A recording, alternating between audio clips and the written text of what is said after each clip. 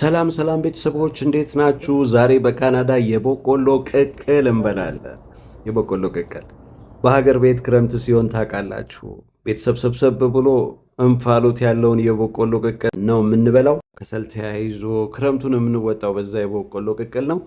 እዚህም ከሀገር ርቀን ቢሆን አላጣነውም። በእርግጥ ካናዳ የክረምቱ ወራት ወጥቶ ደስ የሚል ወይዘር ላይ ነው የሚገኙት።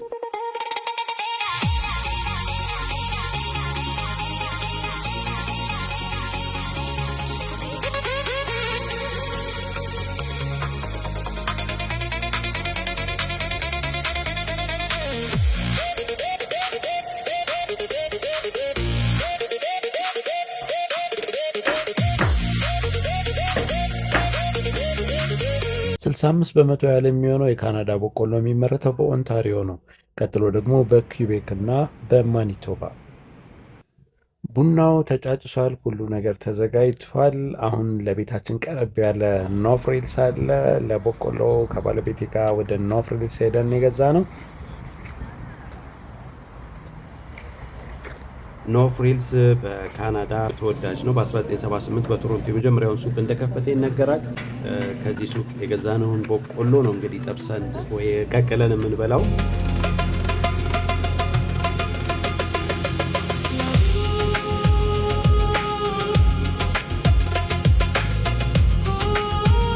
ከወልማርትም በቆሎ ገዝተን እናውቃለን ከዚህ ቀደም። እንደምታዩት እየተረባረብንበት ነው። ሰውም እየተረባረበው በቆሎን እየገዛ ነው።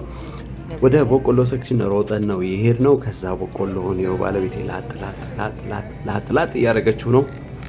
እኔም ደግሞ ላግዝሽ ብዬ ገባሁኝ። በቆሎውን ላጥ ነው። ቆሻሻ አሁን እዛው አስቀረ ነው። ማስቀመጫ ቦታ አለ። ምንም አይነት ሽበት እንዳይኖርበት አደረግንና በቆሏችንን ይዘን ወደ ቤታችን ልንሄድ ነው ማለት ነው። ቴንኪው የኔ ቆንጆ፣ እንዴት እንደሚያምር አያችሁት? እኔ እንጭጭ በቆሎ ወዳለው ለዛ አነስ ያሉትን ነው የመረጥ ነው እንጂ በተለያየ አይነት በቆሎ ይገኛል። በጣም የሚጣፍጥ ነው እንደምታዩ።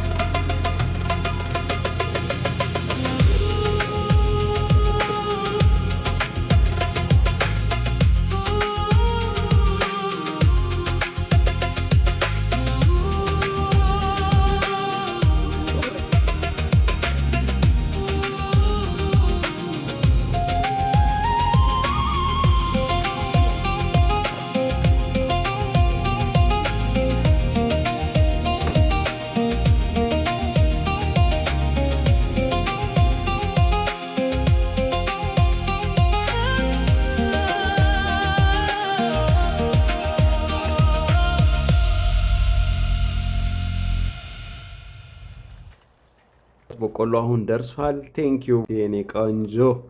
ያው በቆሎን የጋጥ ነው እንግዲህ ክረምቱን እንደዚህ የተወጣ ነው ያደግነው። ብዙ ትዝታ ያለን በቆሎ፣ የኢትዮጵያ የልጅነት ትዝታችንን እንዲህ በበቆሎ እያሳለፍነው እንገኛለን።